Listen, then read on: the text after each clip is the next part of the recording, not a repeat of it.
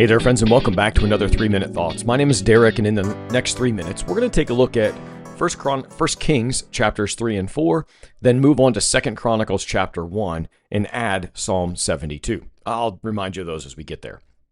This is dealing with that firm transition, right? So David is already gone. Solomon now is king over Israel. And these chapters, along with the psalm, together show us how Solomon begins his rule with wisdom, worship, and great wealth. All right, let's dig into 1 Kings chapter 3. In verse 5 in chapter 3, it says, "At Gibeon the Lord appeared to Solomon in a dream by night, and God said, 'Ask what I shall give you.'" Solomon, rather than asking for riches or victory, asks for a discerning heart to govern God's people. God is pleased and grants him wisdom along with riches and honor. This chapter also includes the famous case of the 2 mothers and 1 baby. Solomon's wise handling of this situation proves that his gift is already bearing fruit. Then as we move on into chapter 4, we start to see the scope of Solomon's kingdom and how it grows. This chapter describes the administrative organization of Israel and the breadth of Solomon's kingdom. His wisdom is unmatched in the then known world.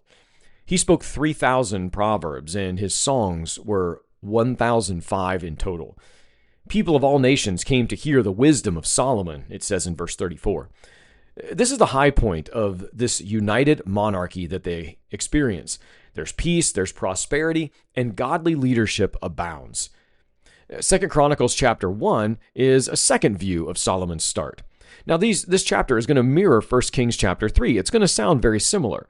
Solomon goes to Gibeon, offers 1,000 burnt offerings, and receives wisdom. It emphasizes his material prosperity and international acclaim. Some people may wonder, why do we read both accounts of this same event?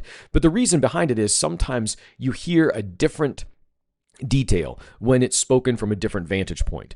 Ask 3 people to describe what they see in an emergency situation, and you'll get 3 different answers at the same time. So as we move then into Psalm 72, this is a prayer for the king. This is attributed to Solomon or written for him, one of the two. This psalm captures the idea of a just, righteous, and prosperous king. But its scope goes far beyond even Solomon. It says in verses 8 and 11, "May he have dominion from sea to sea. May all kings fall down before him. All nations serve him." This is painting a picture of a universal and eternal kingship filled with justice for the poor and blessings for the land.